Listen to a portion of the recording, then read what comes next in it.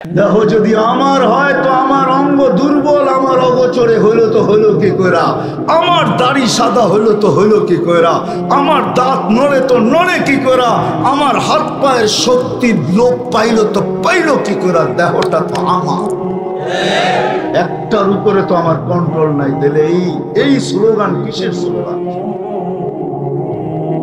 পায়ে হাত রেখা বলি আসেন আল্লাহকে নারাজ না জাযায়ে খায়ের দে কাসার ওলামায়ে কেরামকে।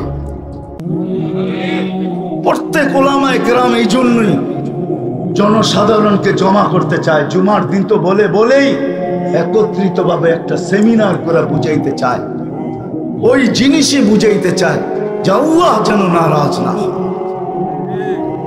আল্লাহ যেন পক্ষে থাকে। দুনিয়াতে যতদিন থাকবো অতদিনও থাকে, আর মৃত্যুর পরেও যেন থাকে।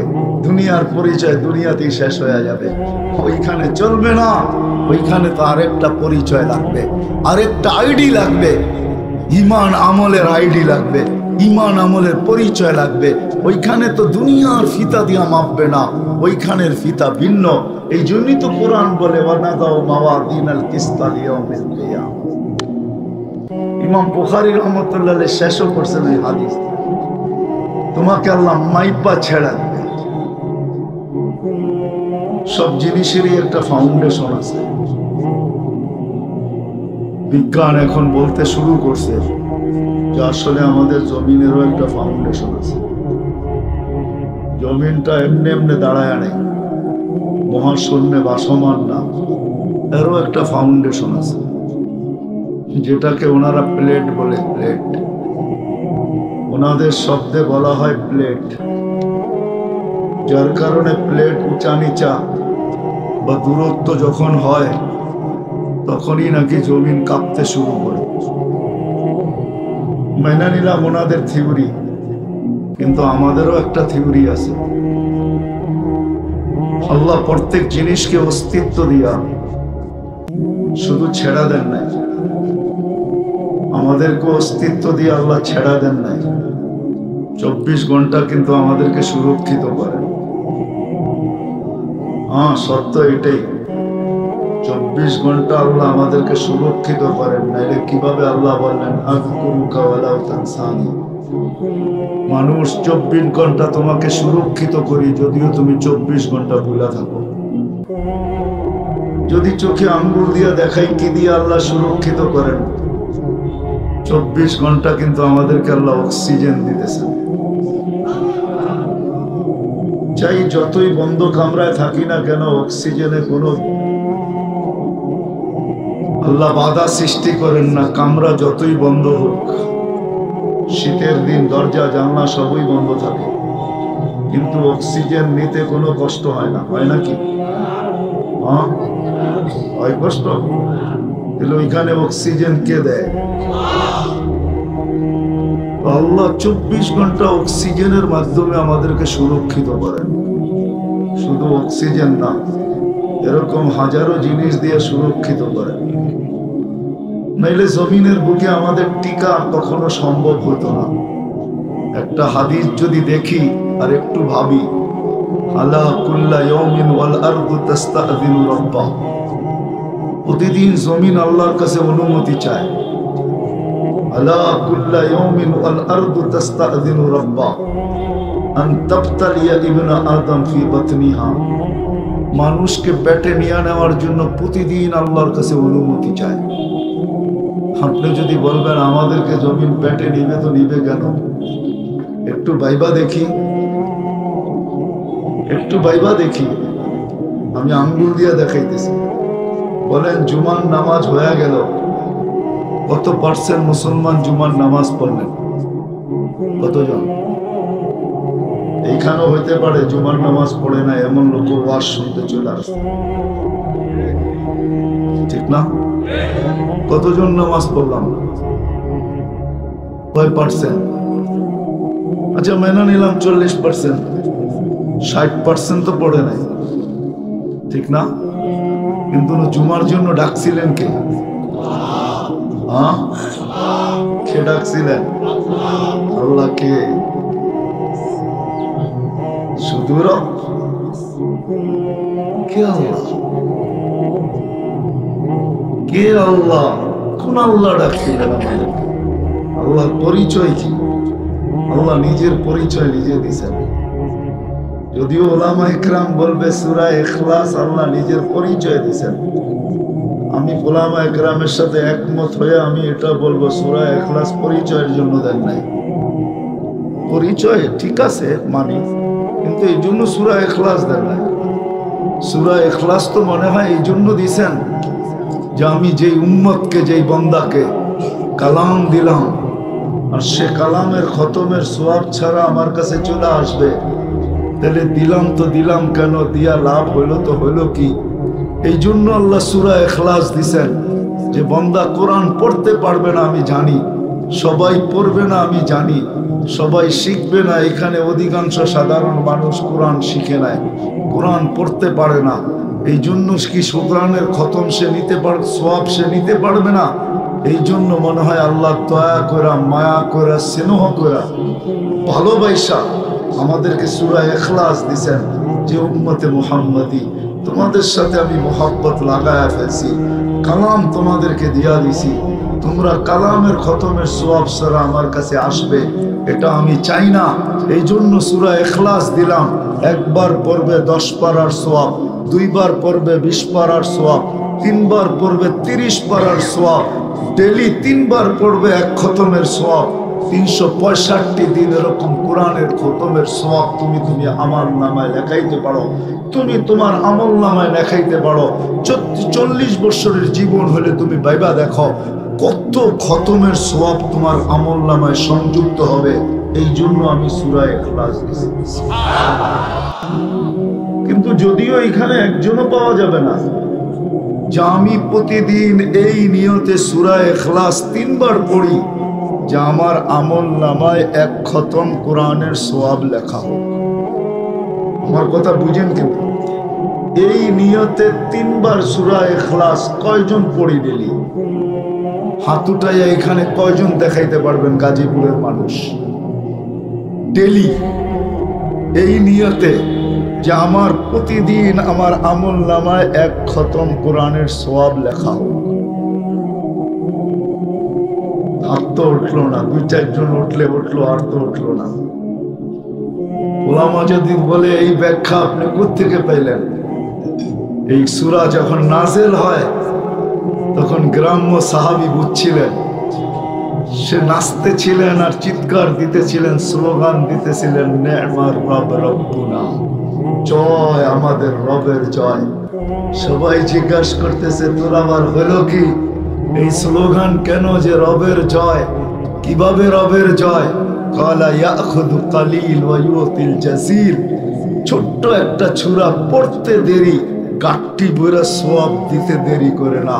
আমি রবের পক্ষে স্লোগান দিব না তো দিব কার পক্ষে? বাবার বিষয়, কিন্তু চিন্তার বিষয়।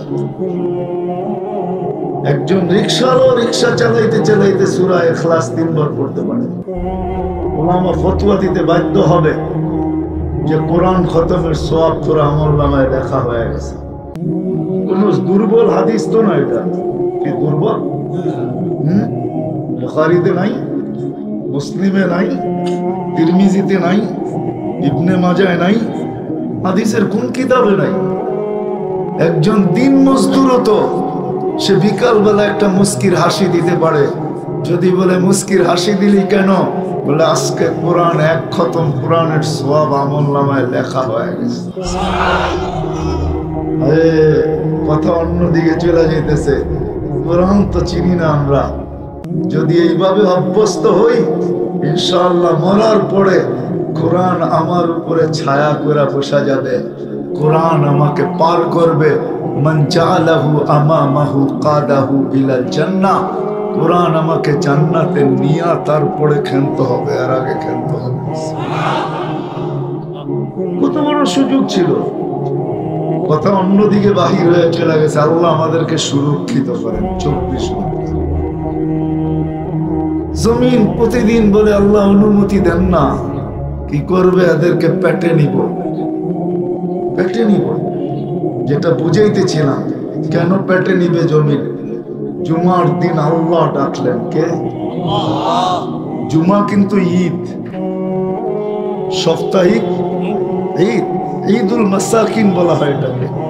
আমাদের দেশে যদিও এটা রীতিনীতি নাই, কিন্তু শাফি মুযহাবে দেখবেন রীতিনীতি আছে। শাফি মুযহাব যেখানে আছে ওইখানে দেখবেন জুমার আগে লাউড স্পিকারে ঘোষণা দেওয়া হয় ঈদুল মাসাকিন।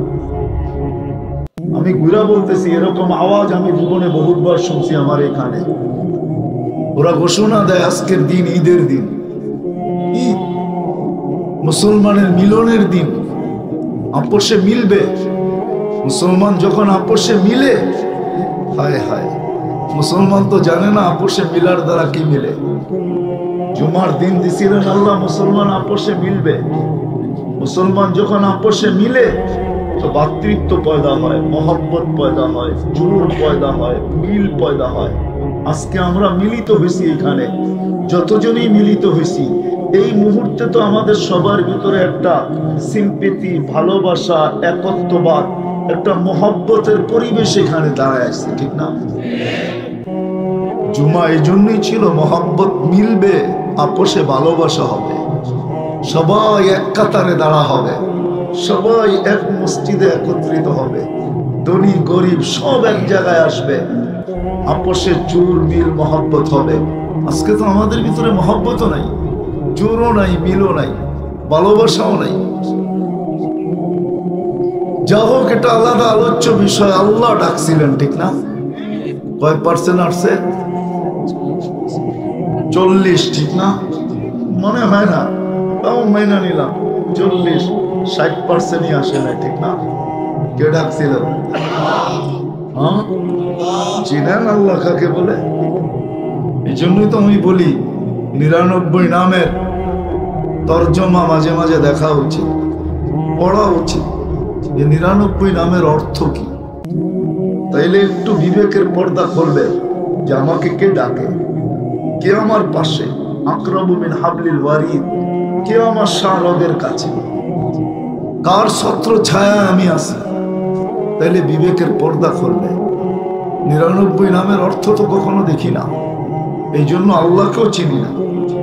যদিও 24 ঘন্টা সুরক্ষিত করেন, যদিও 24 ঘন্টা অক্সিজেন দেন। জানেন ডেলি কতটুকু অক্সিজেন নেই? জানি তো না। কতবার নেই এটাও তো জানি না। 1,60,000 বার নেই। কতটুকু নেই জানেন? 550 লিটার নেই। মাসে 16,500 লিটার নেই পার হেড, প্রত্যেক নারী পুরুষ ছোট বড়। ওই আল্লাহ যিনি 24 ঘন্টা সুরক্ষিত করে, ডাকলো তারপরও আসলাম। আমার তো মন বলে, জানি না গাজীপুরের ওলামায়ে কেরাম আমাকে অনুমতি দিবে কিনা। আমার মনে হয় মুয়াজ্জিন লাউড স্পিকারে ডাকে না, আল্লাহ মনে হয় প্রত্যেককে যে কাছে যায় ডাকে, আয় চল না, আয় চল না, আয় চল না, আয় চল না। শব্দ আমাকে বলে হাইয়া আলাস সালাহ। আল্লাহ হাইয়া শব্দ ব্যবহার করছেন। হাইয়া আরবিতে ব্যবহার হয় বিশেষ মেহমানের জন্য। আল্লাহ প্রত্যেকের কাছে যেন বলে, আয় না, তুই আমার বিশেষ মেহমান। তুই জারুদার হইতে পারিস সমাজে, হইতে পারিস রিক্সাওয়ালা সমাজে, হইতে পারিস সুইপার সমাজে, হইতে পারিস শ্রমিক সমাজে, হইতে পারিস নিম্ন লেভেলের চাকরিওয়ালা সমাজে, কিন্তু আমার কাছে তুই নিম্ন লেভেলের না, আমার কাছে তুই বিশেষ মেহমান। চল না। ফজরের সময় মনে হয় কাছে যায় বলে আসসালাতু খায়রুম মিনান নাওম, কানের কাছে যায় বলে উঠ না, ঘুমের চেয়ে নামাজ উত্তম। আমার মনে হয় মুয়াজ্জিন ডাকে না, আল্লাহ আমাদের কানের কাছে যায় ডাকবে। এটারও একটা কারণ আছে। ওলামা জানে নামাজ 50 ওয়াক্ত ছিল, 5 ওয়াক্তে যখন নিয়ে আসছেন তখন মুসা আলাইহিস সালাম ছাড়তে চাইতেছিলেন না। যখন ওনার কাছে আসছে তো উনি বলতেছিলেন, আমি 2 বেলা পড়াইতে পারি না, আপনি 5 বেলা কি করে পড়াবেন? আমি তো একটা অভিজ্ঞ লোক, আপনি থাকবেন আর কয়দিন? আমি কতদিন ছিলাম দুনিয়াতে, তাকায় দেখেন। আপনি থাকবেনই কতদিন? 63 বছরই তো থাকবেন। আমি তো কতদিন ছিলাম, উনি লম্বা ছিলেন না কম ছিলেন? মুসা আলাইহিস সালাম লম্বা ছিলেন, ঠিক না? আমি অভিজ্ঞ, 2 বেলা পড়াইতে পারি না, 5 বেলা কি করে পড়াবেন? যান কমায় নিয়ে আসেন। আমাদের দয়ার নবী বলতেছিল লজ্জা লাগে, এতবার গেছি এখন যেতে লজ্জা লাগে, কিন্তু ভিতরে জ্বলতে ছিল, এটাই সত্য। ভিতরে ব্যথা ছিল, আমার উম্মত যদি 5 বেলা না পড়ে তো মুখ দেখাবো তো দেখাবো কি করে? 50-কে 5-এ আইনা দিলেন, তারপরেও যদি না পড়ে তো আমি কি করে মুখ দেখাবো? আমার মনে হয় তখন আল্লাহ কানে কানে বলে দিয়েছেন, বন্ধু যান নিয়া যান, তাই তো আমি নিলাম, ডাইকা ডাইকা পড়ায় নি,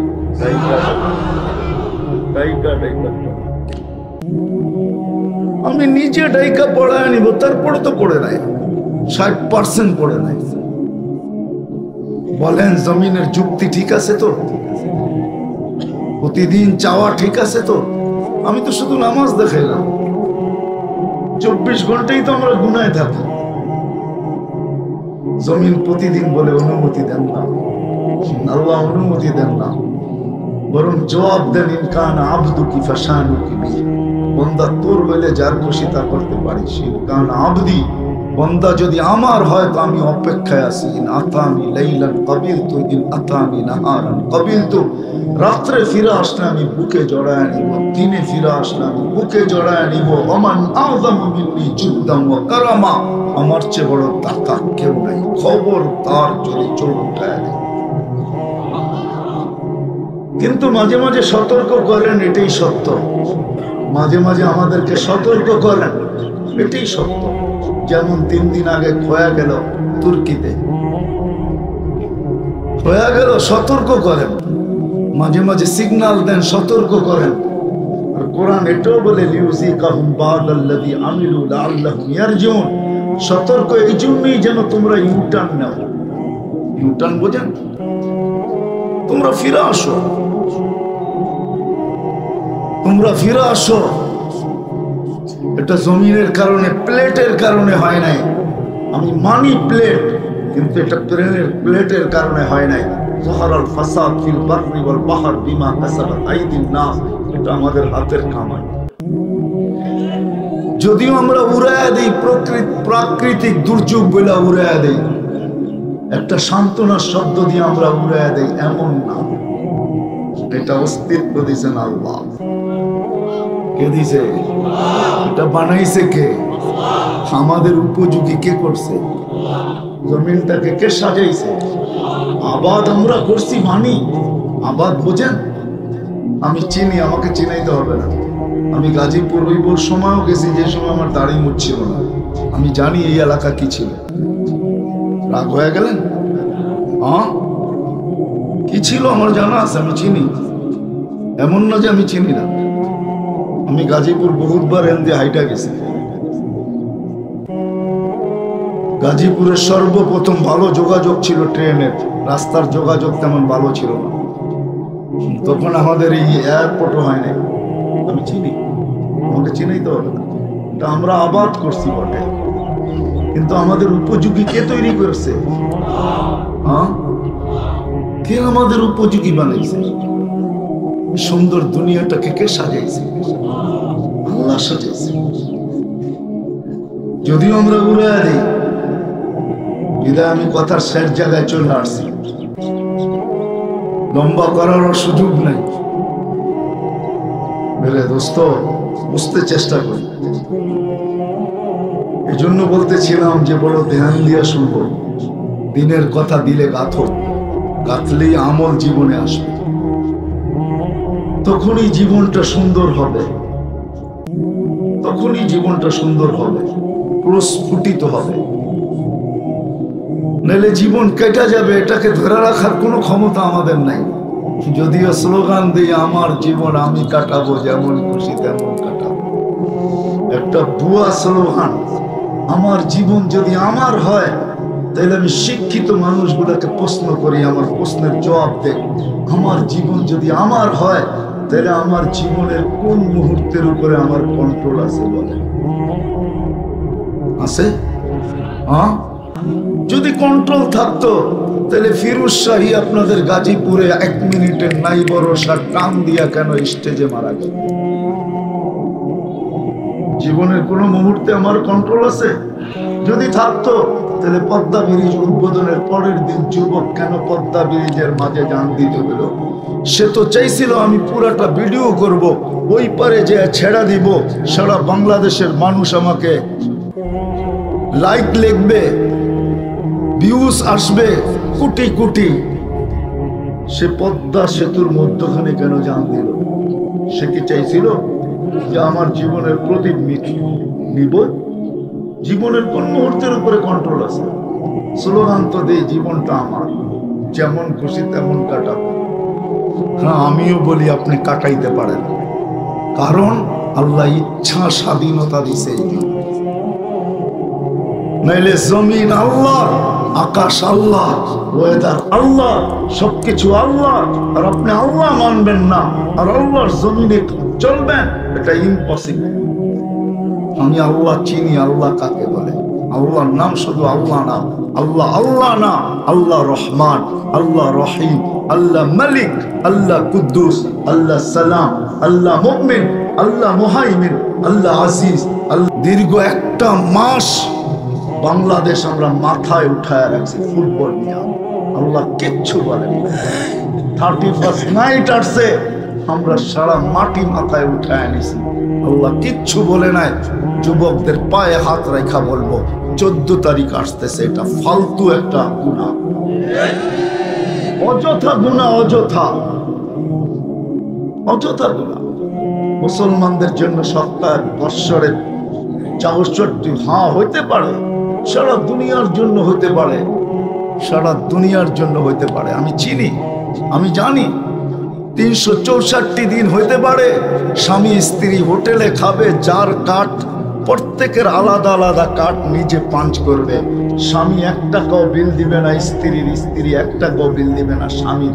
এটা আমার চোখে দেখা আছে, আমি অভ্যস্ত দেখতে দেখতে। এটা হইতে পারে, কিন্তু আমরা তো প্রতি 24 ঘন্টা আমরা তো একজন আরেকজনকে ভালোবাসি। আমরা মুসলমান, আমাদের ভালোবাসা তো পুরো সৃষ্টির জন্য। 24 ঘন্টাই আমাদের দিলের ভিতরে ঢেউ খেলতে থাকে। যদি ঢেউ খেলতে না থাকতো তাহলে মুসলমানের এই নীতি কেন আসতো? ভালোবাসার খাতির হয়েই তো বলতেছে, উলামা বলতেছে পিঁপড়ার গতিও রোধ করা যাবে না মন ইচ্ছা মতো। যাবে নাকি? হ্যাঁ যাবে, গতিও রোধ করা যাবে না। ভালোবাসা এতটুকু যে গতি রোধ করা যাবে না মন ইচ্ছা মতো। হ্যাঁ, বৈধতা থাকলে রোধ করা যাবে, ছাড়া যাবে না। যেখানে পিঁপড়ার গতি রোধ করা যায় না, আমরা 365-64 দিন জুতা দেখায় একদিন ফুল দেখানো, এটা অযথা গুনাহ। আল্লাহ নারাজ না হয়ে যাক, এটা আমাদেরকে শোভা পায় না। এই জন্য পায়ে হাত রাখা বলবো যুবকদেরকে, কমসে কম এই গুনার থেকে বেঁচে থাকবে। বাঁচবো তো? ওয়াদা? হ্যাঁ হ্যাঁ। আমরা চাই না আমাদের দেশের উপর আল্লাহ নারাজ হোক। আমি আপনাদেরকে ভাষা নাই বুঝাইতে পারবো না, এই দেশকে আল্লাহ বড় ভালোবাসে। যদি ভালো না বাসতেন তাহলে বিপর্যয় আসে। 10 নম্বর মহাবিপদ সংকেতের ফেলা পুরানো হয়েছে, কিন্তু কয়েকটা কলা গাছ ছাড়া কিচ্ছু পড়ে না। সত্য তো? হ্যাঁ, আপনি গাজীপুরে বসে বুলবুল দেখছেন, আমি তো বুলবুল পাথর কাটা বসে দেখছি। ওই দিন আমি পাথর কাটা ছিলাম, খোলা বিলের ভিতরে ছিলাম। ইস্তেমা চলতেছিল আমাদের তাবলীগের। দুপুরে দোয়া হয়ে গেছে, ঢাকা ফিরতে পারবো না, ওয়েদার ভালো না। রাত্রে ছিলাম, 7-8টা টিন আমার মাথার উপরে ছিল, আমার সাথে কিছু লোকও ছিল। আমি সারা রাত্র বুলবুলকে দেখছি, এটার পর কত লম্বা, এটা কতটুকু লম্বা। কেননা বুলবুল পাখি তো 6 আঙ্গুলের, ঠিক না? এটা কত লম্বা যে 10 নম্বর মহাবিপদ সংকেত। সারা রাত্র দেখছি। সকালবেলা 11টা-12টার দিকে ঢাকা যখন বাই রুট রওনা করছি, দেখছি রুটে কয়েকটা কলা গাছ পড়ে আছে, আর কোনো কিছু হয় নাই। আল্লাহ আমাদের দেশকে প্রত্যেকবার বিপর্যয়ের থেকে বাঁচায় দিয়েছে। এই মাটির সাথে আল্লাহর একটা ভালোবাসা আছে। হতে পারে ওলামা মানবে কি মানবে না জানি না, কেননা এই দেশের মানুষ ইসলাম যুদ্ধে আসে নাই, সাহাবাদের চেহারা দেখা এই দেশের মানুষ মুসলমান হয়েছে। কোন দেশের মানুষকে আল্লাহর রসুল এই সম্বোধন করছেন কি করেন না আমি জানি না, কিন্তু এই দেশের মানুষকে আল্লাহর রসুল সম্বোধন করছেন সাদা সিধা সরল সহজ। উলামা যদি বলে কোন কিতাবে আছে মান রাআনি ফাকাত রাআনি ফা ইন্না শায়তান লা ইয়াতামাসসালু বি, পুরো জমাত আমি নিয়ে আসতে পারবো। পুরো জমাত আল্লাহর রাসূলকে স্বপ্নে দেখছেন, আল্লাহর রাসূল কাঁদতেছিলেন, জিজ্ঞাসা করছেন কাঁদেন কেন? বলছে বাংলাদেশের সরল সহজ মুসলমানদের জন্য কাঁদি, আমার সরল সহজ সাদা সিধা উম্মতের ঈমান ছিনায় নিয়ে যাইতেছে, এই জন্য কাঁদতেছে।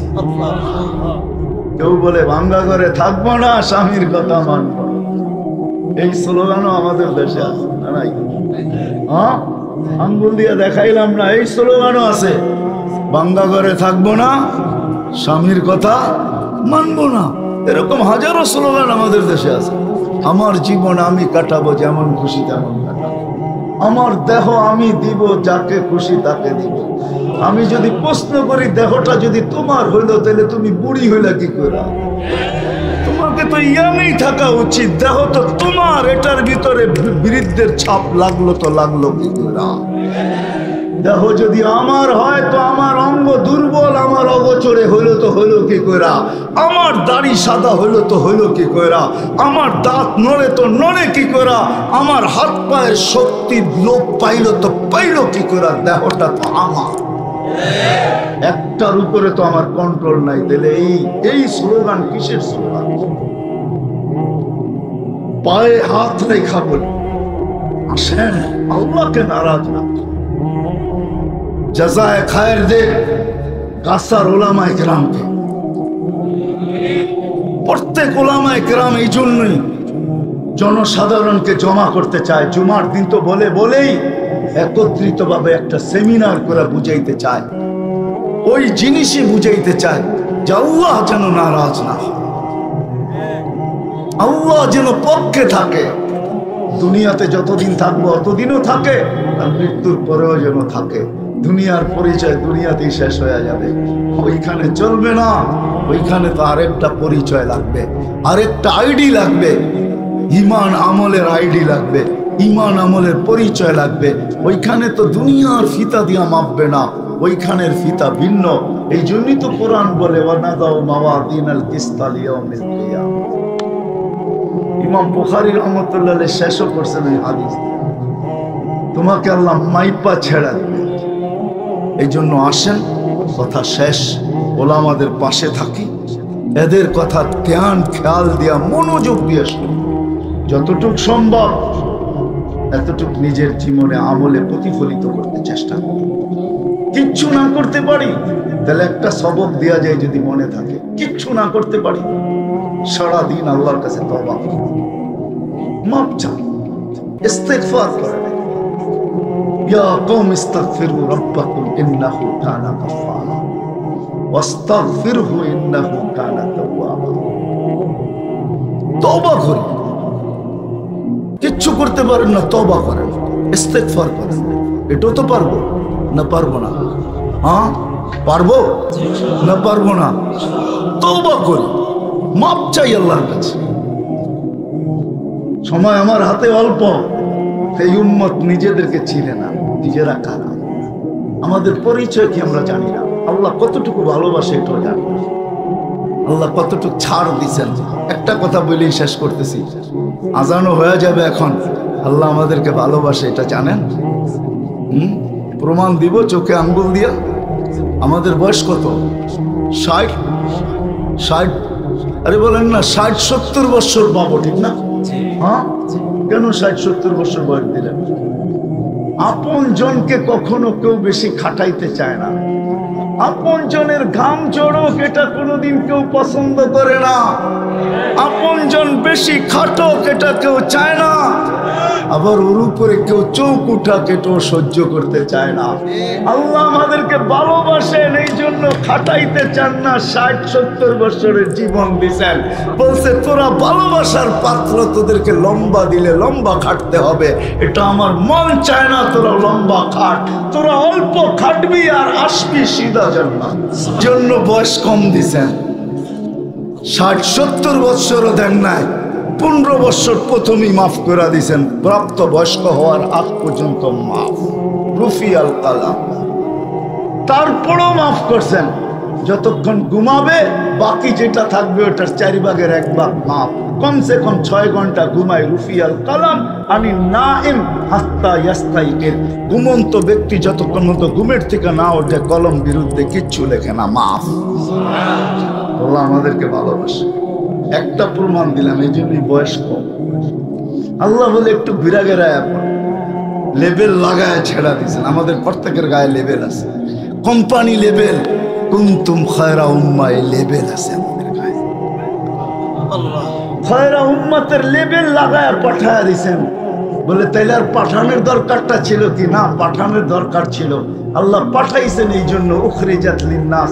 আল্লাহ বলে এই জন্য পাঠাইছি। কেন পাঠাইছেন? শুহাদা আলান নাস, কিয়ামতের দিন আমার পাশে আমার পক্ষে সাক্ষী হিসাবে তোমাদেরকে দাঁড় করাবো। এই জন্য শুধু মাটিতে পাও ছোঁয়া উঠে আনিছি। কিয়ামতের দিন আমরা আল্লাহর পাশে সাক্ষী হিসাবে দাঁড়াবো। না দাঁড়াবো না? শুহাদা আলান নাস। জব্বার আল্লাহ মুতাকাব্বিরুল খালিকুল বারিউল মুসাব্বিরুল গফফারুল কহ্হারুল ওয়াহ্হাবুর রাজ্জাকুল ফাত্তাহুল আলিমুল কাবিদুল বাসিতুল খাফিদুর রাফিউল মুইসুল মুদিল্লুস সামিউল বাসিরুল হাকামুল আদলুল লতীফুল খবীরুল হালিমুল আযীমুল গফুরুশ শাকুরুল আলিমুল কবীরুল হাফিজুল মুকিতুল হাসিবুল জলিলুল করিমুর রাকিবুল মুজিবুল ওয়াসি আল হাকিমুল ওয়াদুদুল মজিদুল বাঈসুশ শাহীদুল হকুল ওয়াকিলুল কবিয়্যুল المتين الغني الحميد المحصي المبدي المعيد المحيي المميت الحي القيوم الواجد الماجد الواحد الاحد الصمد القادر المقتدر المقدم المؤخر الاول والاخر الظاهر والباطن الوالي المتوالي البر التواب المنتقم العفو الرؤوف مالك الملك ذا الجلال والاكرام المقسط والجامع والغني والمغني المانع الضار النافع النور الهادي البديع والباقي الوارث والرشيد الصبور جل جلاله আল্লাহ 99টা পদের মালিক। স্বাধীনতা যদি না দিত তাহলে আপনি বলতেন আমার জীবন আমি কাটাবো, যেমন খুশি তেমন কাটাবো। কাটাইতে পারেন কতদিন? ইলা আজালিম মুসাম্মা, একটা নির্দিষ্ট সময় পর্যন্ত। এই এর বাহিরে না। ইদা চা আজালু, সীমা রেখায় যখন পা দিবে তখন আল্লাহর কথা, তোকে থাবা মাইরা উঠাবো, আখাযনাহু বাগতাতান, ছুঁ মাইরা উঠাবো। আমরা যদি বলি সমগ্র প্রযুক্তি প্রতিরোধের জন্য ব্যবহার করব, আল্লাহ হাজারো না কোটি বৎসর আগে লৌহে মাহফুজে লেখা রাখছেন যত ধরনের প্রযুক্তির প্রতিরোধ হয় তুই করতে পারিস, তার ভিতর থেকে তোকে উঠায় নিয়ে আসবো। কোন প্রতিরোধ মেশিন খবরই পাবে না তুমি চলে আসলে। সত্য তো? মানেন তো না মানেন না? তাইলে বুঝা গেল জীবনটা আমার না, আমি একরামি করতেছি। একরামি বোঝেন? ডাকায়া শব্দ বোঝেন? আমি একরামি করতেছি, আমার জীবন আমি কাটাবো, যেমন খুশি তেমন কাটাবো। বেশি দিন না, বেশি দিন না। সাদা কাগজে সিগনেচার দিয়ে আসতে হয়েছে আমাদের প্রত্যেককে। বিশ্বাস হয় না? কোরআন বলে, কোরআন আল্লাহ জিজ্ঞাসা করছে আলাস্তু বিরাব্বিকুম, বলে আসছি কলু বালা। ওইটাই ছিল সাদা কাগজের সিগনেচার। সবাই সাদা কাগজে সিগনেচার দিয়ে আসছে। শুধু সিগনেচার না, আল্লাহ বায়োমেট্রিক করে রাখছে। বায়োমেট্রিক চিনেন? চিনেন বায়োমেট্রিক? হ্যাঁ, আইডি বানাইতে যায় বায়োমেট্রিক নেয় না? না নিয়ে নেয়? হ্যাঁ, বড় বড় হাসপাতালে এমবিসিতেও নেয়, এয়ারপোর্টেও বায়োমেট্রিক নেয়। বায়োমেট্রিক আল্লাহ বলে বায়োমেট্রিক করে রেখা দিছি। যদিও ইচ্ছা স্বাধীনতা দিছি, যা খুশি তা বলতে পারো, যা খুশি তা চিন্তা করতে পারো, যা কলমে আসে তা লিখতে পারো, যেমন খুশি কণ্ঠনালীতে রু আসার পূর্ব মুহূর্ত পর্যন্ত চলতে পারো, কিচ্ছু বলবো না। নাযিরুন কাইফা তা'মালুন, শুধু তাকায় তাকায় দেখবো তুই করিস কি। সত্য এটাই, তাকায় তাকায় দেখবো কি করতেছিস। আর অপেক্ষা করবো ইন্নী মাআকুম মিনাল মুনতাযিরিন, ফান্তাযিরু ইন্নী মাআকুম মিনাল মুনতাযিরিন। আর অপেক্ষা করতে থাকবো তুমি সীমা রেখায় পা কখন দাও। আমার কথা মানেন? প্রত্যেক শ্বাসে ফেরেশতা জিজ্ঞাসা করে। হাবায়েক ফি আকবারিল মালায়েক পড়া দেখেন, ওলামাদেরকে বলতেছি। জালালউদ্দিন সুয়ুতি রহমতুল্লাহ আলাইহির কিতাব লেখা আছে আসরারুল কাউন, এটা পড়া দেখেন, এটার ভিতরে লেখা আছে প্রত্যেক শ্বাসে ফেরেশতা জিজ্ঞাসা করে আমসিকাও আতরুক, আল্লাহ বন্ধ করে দিব না ওপেন রাখবো, বন্ধ করে দিব না ওপেন রাখবো। আপনি ভাবছেন কোনো কন্ট্রোল রুম নাই? হ্যাঁ, কন্ট্রোল রুম না হয় কি করে? একটা যুক্তি দিতেছি, দেখি বুঝে আসে কিনা। এত বড় প্রজেক্ট আর এটার কোনো কন্ট্রোল রুম থাকবে না। সারা দুনিয়ার ডাক্তারদেরকে যদি গাজীপুর এই উলামা পরিষদ, গাছা উলামা ঐক্য পরিষদ ইনভাইট করে আর সারা দুনিয়ার মিডিয়াওয়ালাদেরকে ডাকে আর চোখের ডাক্তারদেরকে বলে, লক্ষ লক্ষ ডাক্তারদেরকে যদি প্রশ্ন করে, শত শত বৎসর এই একটা চোখ নিয়ে তোমাদের গবেষণা, কি লেখাপড়া শিখছো তোমরা, বলো এই চোখের কিনারা কোথায়? গবেষণা শেষ হবে কোথায়? একটা হাসি দিয়ে বলবে গবেষণা করতেছি, বলতে পারি এই চোখের কিনারা কোথায় আমরা জানি না। আমাদের WHO এখন পর্যন্ত আবিষ্কার করতে পারে নাই, জানি না সারা জীবন আবিষ্কার করতে পারবে কি পারবে না। চোখের কোনো কিনারা নাই, ছোট একটা চোখ। যদি এত বড় প্রজেক্ট হয়, সৌরজগতের যেরকম কিনারা নাই, আমারও এই চোখের কোনো কিনারা নাই। বিশ্বাস হয় না? শিক্ষিত মানুষগুলা বলি চোখটাকে নেটের ভিতরে নিয়ে সার্চ দিয়া দেখেন কেমন দেখায়, ওর কোনো কিনারা নাই। দুই চোখে 26 কোটি ক্যামেরা, 13 কোটি করে 26 কোটি ক্যামেরা। এত বড় প্রজেক্ট কন্ট্রোল রুম ছাড়া চলে? কি হুজুররা কি কয়? কন্ট্রোল রুম ছাড়া, কোনো কন্ট্রোল ছাড়া চলে? এত বড় প্রজেক্ট, এরকম প্রত্যেকটা অঙ্গই তো একটা প্রজেক্ট। প্রত্যেক অঙ্গের ডাক্তার আছে, সবগুলাকে জমা করেন আর জিগান 6 ফিট একটা মানুষ কয়টা আর অঙ্গ? তোমরা তো সর্ব অঙ্গের ডাক্তার। এত শত শত বৎসর গবেষণা, প্রতি মাসে কোটি ট্রিলিয়ন ডলার খরচ। মানুষের পুরা অঙ্গগুলার কিনারা কোথায় বলো? হাসবে আর বলবে কিনারা জানি না। সৌরজগতের যেরকম কিনারা রে, লা ইয়ালামু তাওলুহা আরদুহা ইল্লা হু, আকাশের লম্বা পাশ কারো জানা নাই। বিজ্ঞান যদিও বলে আমাদের কাছে বড় ফিতা আছে, দুনিয়ার থেকে সূর্য 13 লক্ষ গুণ বড়। সূর্যের পাশে যে নক্ষত্র আছে অ্যান্ড্রোমেডা, এটা সূর্যের চেয়ে 50 লক্ষ গুণ বড়। এটার পাশে যেটা আছে ব্যাটেলজেস, এটা সূর্যের চেয়ে 100 কোটি গুণ বড়।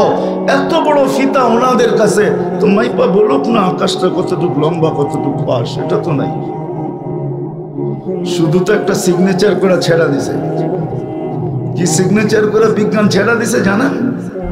বিজ্ঞান বলছে সৌরজগতের ভিতরে 100 কোটি সুপার ক্লাস্টার আছে। সুপার ক্লাস্টার বোঝেন?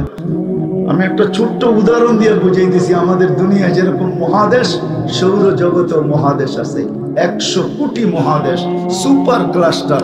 100 কোটি মহাদেশ, প্রথম আকাশের সামনে একটা বিন্দুর মতো। এটা লেখা, নাসা সিগনেচার করে ছেড়া দিছে। বিশ্বাস না হলে সার্চ করে দেখেন। আমার সৌরজগৎ পড়তে হবে না, আর আমি পড়াইতেও আসি না, তাহলে অনেক সময় চলে যাবে। আজকে আর কোনো বক্তা আসতে হবে না, হাদিসের নিয়ামত বলতেছি। আমি সৌরজগৎ পড়াইতে আসি না, এতটুকু সিগনেচার করে ছেড়া দিছে। সমগ্র 100 কোটি মহাদেশ প্রথম আকাশের সামনে বিন্দুর সমান। আমাদের চোখটাও বিরাট প্রজেক্ট। আপনি ভাবছেন এখানে কন্ট্রোলার নাই? কন্ট্রোল কেউ করে না। এটার ভিতরে তো দেখার উপাদানও নাই। এটা দেখে কি করা? উপাদানও তো নাই দেখার। বলো, জেনারেল শিক্ষা আমাকে বলো চোখে দেখার উপাদান আছে, তাইলে অ্যাটম বোম তৈরি হইতো না। আর্টিফিশিয়াল চক্ষু তৈরি হওয়া, অন্ধত্ব দুনিয়ার থেকে দূর করতো, আর ব্যবসায়ীরা বাজার গরম করে রাখত। আজ পর্যন্ত অন্ধত্ব দূর করার সাহস কারো হয় নাই। আর্টিফিশিয়াল চক্ষু তৈরি হয় নাই। চক্ষু কোনো উপাদান দিয়ে দেখে না, কন্ট্রোল রুম আছে, ওইখান থেকে কুদরতের কানেকশন আছে, আল্লাহর রহমতের সংযোগ দিয়া দেখে। যা হারায় যাব আমি। আব্দুল কাদের জিলানী রহমতুল্লাহ আলাইহি লেখছেন যে শুকরও সকালবেলা উঠা বলে, আল্লাহ কাইলা ইয়াকা আউয়ালা নাজরিন আলা মান লা ইউসাল্লি, আল্লাহ ঘুমের থেকে উঠবো কিন্তু আমার প্রথম দৃষ্টিটা যেন কোনো বৈনমাজির উপরে না পড়ে। আল্লাহ জিজ্ঞাসা করে কেন? 5 বার তুমি ডাকলে তারপরও আসলো না। আমার মন বলে ও আমার চেয়েও নিকৃষ্ট, কিয়ামতের দিন আমি মাটি হয়ে যাব, ও তো মাটি হবে না, ও তো জাহান্নামের ইন্ধন হবে। উকুদুহান নাস ওয়াল হিজারা, আমরা জাহান্নামের ইন্ধন হব। এই জন্য আসেন ভাবি, শিখি যে মানুষ হিসাবে পরিচিত হইলেই আমি মানুষ না। মানুষকে নিজেকে গোসামাইজা মানুষ বানাইতে হয়। যখন মানুষকে মানুষ গোসামাইজা মানুষ বানায়, তখন সন্তান সারা রাত্র মা বাবার পায়ের কাছে দাঁড়ায়া, মাথার কাছে দাঁড়ায়া রাত্র কাটায়া দেওয়া সহজ হয়। বিশ্বাস হয় না? চলেন 2-4টা দেখাই। যখন গোসামাইজা মানুষ বানায়, তো সন্তান মায়ের মাথার কাছে সারা রাত্র পানির গ্লাস নিয়ে দাঁড়ায় থাকা সহজ হয়। বাইজিদ বুস্তামি মনে হয় এটাই করছিলেন। সহজ এই জন্যই হয়েছে কেননা কষা মাজা ছিল, কষা মাজা। মা গৈসা মাইজা বানাইছেন, নিজেও নিজেকে কষতেন, মাজছেন, তো মার মর্যাদা বুঝছেন, তো মাথার কাছে পানি নিয়ে দাঁড়ায় আছে। গভীর রাত্র আর রজনী আর দুনিয়া যেন চিৎকার দিয়া বলতেছিল, বাইজিদ মা ঘুমায়া গেছে, ঘুমায়া গেছে, তুইও ঘুমায়া জানা, উঠবে আবার পানি চাবে। বাইজিদ মনে হয় মনে মনে রাত্রকে আর দুনিয়াকে এটাই বলতেছিল, তুই বলতে পারিস কিন্তু তুই বুঝবি না আমি কেন দাঁড়ায় আসি। তুই তো কষা মজা না, তুই কোত্থেকে বুঝবি? আমি জানি যে কেন দাঁড়ায় আসি। সকাল পর্যন্ত দাঁড়ায় ছিল। কাহিনী সত্য মিথ্যা ওটা আপনারা তাহকিক করে নিয়েন। বারবার যা দেখছি, যা শুনছি তাই বলতেছি। সকালবেলা মা যখন চক্ষু খুলছেন তো বসে, বাচ্চা দন কতক্ষণ দাঁড়া? বসে যখন থেকে পানি চাইতে ঘুমায় গেছে ওই সময় থেকে দাঁড়ায় আসি। বলবে ফজর হয়ে গেল এখনো দাঁড়ায় আসিস? বলছে মা বইলা কথা, এখন কেন, সারা জীবনও যদি তোমার মাথার কাছে দাঁড়ায় থাকি। আবু হুরায়রা রাদিয়াল্লাহু তাআলা আনহুকে জিজ্ঞাসা করছিলেন এক যুবক আইসা যে মার ঋণ শোধ করতে চাই। বেকুব কি করে শোধ করবি মার ঋণ? মদিনার থেকে পিঠে উঠাবো, হাঁটতে হাঁটতে মক্কায় যাব, পিঠে নিয়ে তওয়াফ করব, সাই করব, পুরা হজ কমপ্লিট করব, মাকে পিঠেই ঘুম পড়াবো, আবার নিয়ে আইসা মদিনাতে রেখা দিব। 470 কিলোমিটার, 470 কিলোমিটার 2 বারে অতিক্রম করব। 940 কিলোমিটার পিঠে নিয়া। তা আবু হুরায়রা চোখের রাদিয়াল্লাহু তাআলা আনহু চোখের পানি ছেড়ে দিয়া বলছে, একদিন তোকে পেটে নিয়ে যে কষ্ট করছে ওই ঋণও শোধ হবে না, দুধেরটা তো পরের কথা। শুধু বাইজিদের কাহিনী শেষ না। যদি আজকে সমাজের প্রত্যেক স্তরের মানুষ নিজেকে গোসামাইজা তৈরি করে, তাহলে আমি দেখাই শাফি রহমতুল্লাহ আলাইহির মতো হয়। সারাদিন পরিশ্রম, সারাদিন পরিশ্রম, মাসে 30 খতম কোরআন, হাজারো হাদিস নিয়ে সারাদিন গবেষণা, হাজারো ছাত্রকে ডেলি পড়াইতেছেন। রাত্রে যখন বাড়িতে ফিরতেছেন, বাবা ছিলেন না, মা বৃদ্ধা ছিল। আর বৃদ্ধ মানুষের একটু অসুখ বিসুখ বেশি লেগে থাকে, রাত্রে ঘুম তেমন আসে না। শাফি রহমতুল্লাহ আলাইহি মার পায়ে তেল মালিশ করতেন আর পাও টিপা টিপা মাকে ঘুম পড়াইতেন আর নিজে বসা থাকতেন, মা ঘুমাইতেন। মাঝে মাঝে খুশিতে পায়ের তালুতে চুমা দিয়া দিতেন।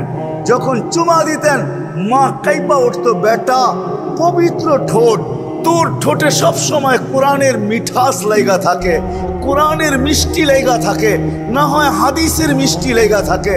আমরা তো জানিই না, আমরা তো জানিই না। আঙ্গুল উঠাইতে পারি কিন্তু আসলে জানতে পারি না, সঠিকটা জানতে পারি না।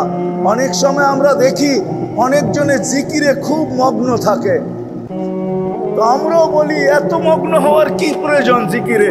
হাঁটতেও তো করতে যায়, চলতেও তো করা যায়, উঠেও তো করা যায়, বসেও তো করা যায়, কিন্তু আপনি ওই মজা কই পাবেন যে মজা ও পাইছে? মজা একটা ভিন্ন জিনিস, ঠিক না? কি বলেন? যে পাইছে ও জানে মজা কি। শাফি রহমতুল্লাহ আলাইহি চুমা দিতেন, মা কাইপা উঠতো, হাসতেন আর বলতেন তোমার পায়ের তালুতে তো চুমা দিই নাই, তুমি কাইপা ওঠো কেন? তো বলছে দেখতেছি পায়ের তালুতে, তুমি বলতেছো পায়ের তালুতে না। বলছে না, আমি আমার জান্নাতে চুমা দিয়ে স্বাদ নিতেছি। কইসা মাইজা যদি নিজেকে বানানো, আজকে আমার সমাজের যুবকও গসা মাজা না, আমাদের সমাজের একটা মানুষও গসা মাজা না। যেই গসা মাজার জন্য আল্লাহ মুহাম্মদুর রাসূলুল্লাহ সাল্লাল্লাহু আলাইহি ওয়াসাল্লামকে পাঠাইছিলেন। জান বন্ধু, বন্ধু জান জান, কে কি বইনা আসছে এটা আমার বিষয় না, কার উম্মত কিরকম হয়ে আসছে এটা আমার বিষয় না। এই জন্যই তো হাদিস আসছে, ওইদিকে আমি যাইতে চাই না। কার উম্মত কিরকম আসছে ওটা বিষয় না, বন্ধু আপনার উম্মত বইলা কথা। জান উম্মতকে কইসা মাইজা মানুষ বানায় নিয়ে আসেন, যাতে কিয়ামতের দিন আপনার মাথা উঁচা থাকে। আর আমিও বলতে পারি যে স্টার এদেরকে দিব না তো দিব কাকে? স্টার বোঝেন? এই উম্মতকে আল্লাহ 4 স্টার দিয়েছেন। 4 স্টার। কয়টা? জেনারেলের কাঁধে 4টা স্টার থাকে, মেজর জেনারেল যে, তার কাঁধে 4টা স্টার থাকে। আল্লাহ এই উম্মতকে 4 স্টার দিয়েছে। এই উম্মতকে কে? এই উম্মত নির্বাচিত উম্মত। হুয়াস্তাবাকুম, আল্লাহ আমাদেরকে নির্বাচিত করছেন মানব জাতির থেকে। এই উম্মতকে বাইছা বাইছা বাইছা বাইছা আজকে তো গরিব ভাবে আমি গরিব। হায় হায়, দুনিয়ার প্রত্যেক শ্রেণীর মানুষ নিজের অবস্থান দেখে, কিন্তু জানে না যে আমাকে এই বাছার ভিতরে কার কুদরতি হাত লাগছে। আল্লাহ আমাদেরকে বাইছা পৃথক করে রাখা দিয়েছেন। দুনিয়া বলছে বাইছা কেন রাখলেন? বলছে বন্ধুর উম্মত, বাঁচবো না তো বাঁচবো না কেন? বাইছা বাইছা আলাদা করে রাখছেন পুরো ইনসানিয়ত থেকে আমাদেরকে। এই জন্যই তো আল্লাহ রসুল বলছেন আমরা আসছি শেষে, আমরা নির্বাচিত সবার আগে, আসছি সবার শেষে, জান্নাতও যাব ইনশাআল্লাহ সবার আগে। নাইলে হাদিতে আসতো না ইন্নাল জান্নাতা মুহাররামাতুন, ইন্নাল জান্নাতা হুররিমাত আলাল উমাম হাত্তা তাদখুলা উম্মতি। যতক্ষণ আমার উম্মত জান্নাতে না যাবে, কোন উম্মতের জন্য জান্নাত হারাম, কারো ঢুকার অনুমতি হবে না। আর আমরা জান্নাতে যখন যাব, এটাও বলে দিয়েছেন জান্নাতের দরজায় কে দাঁড়ায় থাকবে, গেটে কে স্বাগত জানাবে। হয় আল্লাহ রসুল বলছে ইয়াস্তাকবিলুনি উম্মতি রব্বি, রব আমাকে আর আমার উম্মতকে জান্নাতের গেটে স্বাগত জানাবে। কে স্বাগত জানাবে? এই জন্যই আমি কথা এখান থেকে শুরু করছি।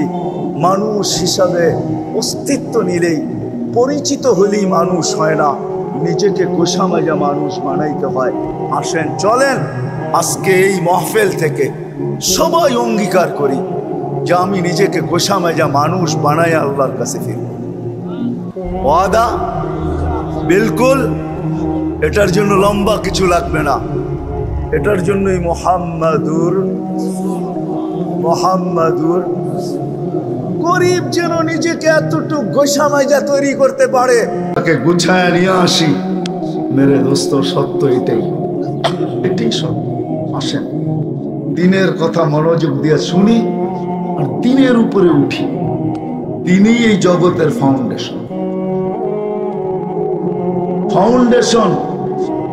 তিনিই এই জগতের, এই দুনিয়ার ফাউন্ডেশন। যতই বলেন প্লেট আর সেলের, যদি প্লেটের দ্বারাই কিছু হতো তো 7.8 ভূমিকম্প বাংলাদেশেও আসছিল, ঠিক না? আসছিল না? কয় বছর আগে? 5-6 বছর আগে 31st নাইটের পরের দিন 5টা 5-এ আসছিল। আলহামদুলিল্লাহ কোনো বিপর্যয় ঘটে নাই।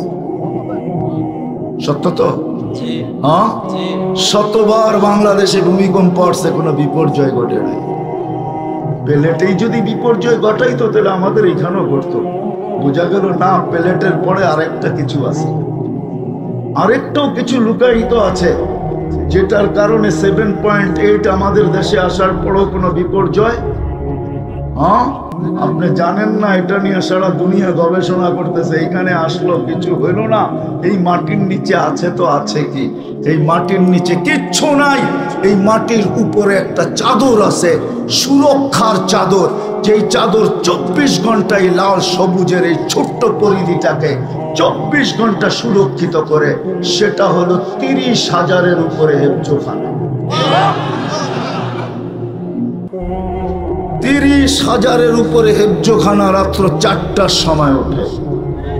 সেটা হলো হক্কানি ওলামাদের রাত্রের চোখের পানি। শত শত ওলামা আছে যারা রাত্রের চোখের পানি ঝরায়। সারা বাংলাদেশ ঘুমন্ত থাকে, আর এরা মুসল্লা যায় বলে किसी को सोने में मजा किसी को खाने में हमें मजा आता है तेरे आगे रोने में। এরা আল্লাহর সামনে কান্নার ভিতরে সময় কাটায়। 30,000 হেফজোখানার ছেলেরা রাত্র 4টার সময় ওঠে। এই মাদ্রাসায় এসে দেখেন 4টার সময় উঠতেছে কচি কচি বাচ্চা, কনকনে শীত, ঠান্ডা পানি দিয়ে উজু, ঠোঁটগুলা কাঁপতেছে, হাতগুলা কাঁপতেছে, ঠান্ডা হয়ে গেছে। তারপর আল্লাহর কালাম নিয়ে বসে আর পড়তে থাকে। আপনি তো ওই সময় ঘুমে থাকেন। বাংলার আকাশ দেখবেন তো দেখবেন কোত্থেকে? বলবেন কিছু লোক তো রোডে থাকে, ওরা তো রোডের দান্দাই থাকে, ওরা আকাশ দেখে তো দেখে কোথায়? ওরা তো রোডের দান্দাই থাকে, ঠিক না? মনে হয় বুঝাইতে পারি নাই। হ্যাঁ, কোথায় জ্যাম, কোন জায়গা দিয়া যাইতে হবে, ওরা তো রাস্তা দেখতে দেখতে পার হয়ে যায়। ওটা আকাশ দেখার সুযোগ হয় না। আকাশ উঠা দেখতে হবে 4টার সময় কেমন। আল্লাহ এই জমিনটাকে সুরক্ষিত করতেছে, যেটা আমি বুঝাইতে চাইতেছিলাম। এই জন্যই আমাদের প্রয়োজন, এই জন্যই আমাদের প্রয়োজন, এই জন্যই আমাদের প্রয়োজন আলেম ওলামাদের পাশে থাকা আমাদের প্রয়োজন। যতদিন এই পরিবেশ থাকবে বাংলাদেশে, আর আমরা যখন এদের পাশে থাকবো, এদের সাথে থাকবো, সঙ্গে থাকবো, আর এদের থেকে শিখতে থাকবো, আর আমল আমাদের জিন্দিগিতে আসতে থাকবে। হ্যাঁ, আমল আমাদের জিন্দিগিতে আসতে থাকবে, তখন এটা দ্বারাই সুরক্ষিত হবে। যদি সাইড এফেক্ট ওষুধের থাকে, তাহলে আমার বিশ্বাস এটাও আমাদের আমলেরও সাইড এফেক্ট আছে। না নাই? নাই? আমাদের কর্মের কোনো সাইড এফেক্ট নাই? না নাই?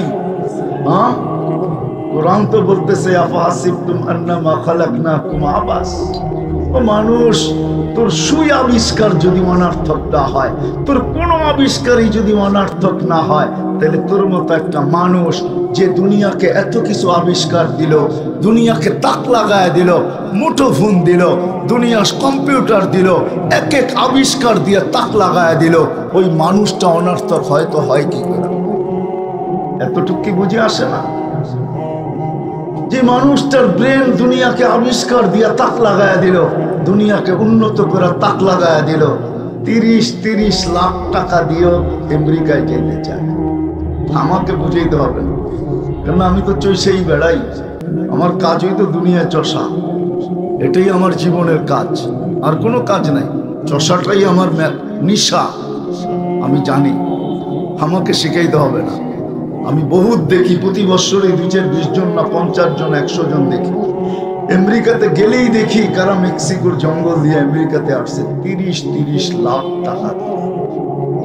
মাঝে মাঝে ভাবতে গেলে আমার চোখে পানি আসে। 2019-এ আমি লস এঞ্জেলিসে ছিলাম। 2 ছেলের অবস্থা দেখে আমি জিজ্ঞাসা করছি, তোমাদের এই দুরবস্থা কেন? বলছে আমরা জেলখানার থেকে বাহির হয়ে আসছি বিকালে। আমাদের আপনজন বলতে কেউ নাই। জিজ্ঞেস করছি জেলখানায় কেন? বলছে মেক্সিকো দিয়ে ঢুকতে ছিলাম, পুলিশের হাতে লেগে গেছি, জেলখানায় ছিলাম 3 মাস, বাহিরে চলে আসছি। কেস চলতে থাকবে, জিতলে থাকতে পারবো, নাহলে চলে যাব। জিজ্ঞেস করছি তোমরা দুইজনই ছিলে? না, আরো ছিল। বাংলাদেশি তোমরা 2 জনই? না, আরেকজন ছিল। কোথায় সে? বলছে সে মেক্সিকোর জঙ্গলে হারায় গেছে, জানি না তার পরিণতি কি করছে। সত্য এটাই, সত্য এটাই, সত্য এটাই, সত্য এটাই। এই জন্য আসেন, কথা শেষ, জায়গায় চলে আসছি। আসেন,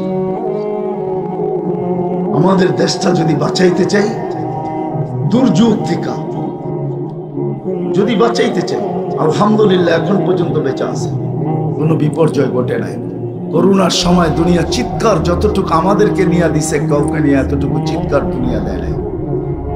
আমাদের দেশের কিছু মানুষও আমাদেরকে নিয়ে চিৎকার দিছে, এমন বিপর্যয় ঘটবে দাফন করার কাউকে পাওয়া যাবে না। আলহামদুলিল্লাহ আমাদের দেশের মতো সুষ্ঠু দাফন দুনিয়ার কোথাও হয় নাই, ঠিক না?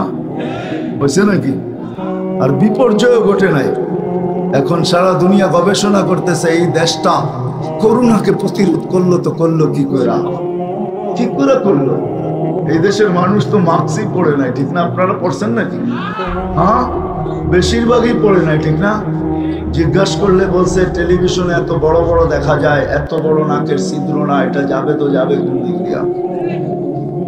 যদি কেউ প্রতি উত্তরে বলছে মুখ তো বড়, ছিদ্র বড়, এটা দিয়া যাবে, সারাদিনই তো পাঞ্চা বাই বিড়ি খাই, কোন দিক দিয়া যাবে? ঠিক না? আল্লাহ বিপর্যয় ঘটায় নাই। এই জমিন বিপর্যয় ঘটবে না আমার বিশ্বাস, যদি আমরা পরি আলেম ওলামাদের সাথে থাকতে পারি। হক্কানি আলেমের ছত্র ছায়া যতদিন থাকবো, আর এই পরিবেশটা যতদিন থাকবে, মসজিদ, মাদ্রাসা, মক্তব, হেফজখানা, মার্কাজ, হক্কানি পীরের খানকা যতদিন আমাদের জমিনে এটা থাকবে, আর আমরা এর সাথে যতদিন সংযুক্ত থাকব, কসম খোদার আমাদের জমিনে বিপর্যয় করবে না। আমার মনের ভিতর থেকে আমি বলতেছি, আমি সারাদিন ভাবি আমাদের দেশে বিপর্যয় ইনশাআল্লাহ করবে না। বলতেছে 9 নম্বর, কয়েকদিন 2-3 দিন আগেই বলছে 9 নম্বর নাকি আমাদের দেশে আসবে। আমার মন বলে 9 নম্বর কেন, 10 নম্বরও আসতে পারে, কিন্তু বল যখন দেওয়ালে বাড়ি খায় তো আর দেওয়াল ব্যাধ হয় না, ডাইনে বামে চলে যাবে। আমাদের জমিনে সুরক্ষিত চাদর আছে, ওইটার সাথে বাড়ি খাবে 9 নম্বর, আর ডাইনে বামে চলে যাবে। আমরা শুধু পেপারে লিখবো 9 নম্বর আসছে, কোনো প্রতিরোধ কোনো বিপর্যয় ঘটে না। কিন্তু শর্ত হল আলেম ওলামাদের সাথে থাকতে হবে, এদের পাশে পাশে থাকতে হবে, এদের কথা মতো চলতে হবে যতটুকু পারি। কিন্তু যদি স্বাধীনতা পায়া নিজের বিবেক বুদ্ধি দিয়ে চলতে থাকি, তাহলে বেশি দিন টিকবে না, কারণ আল্লাহকে নারাজ করা বেশি দিন যায় না।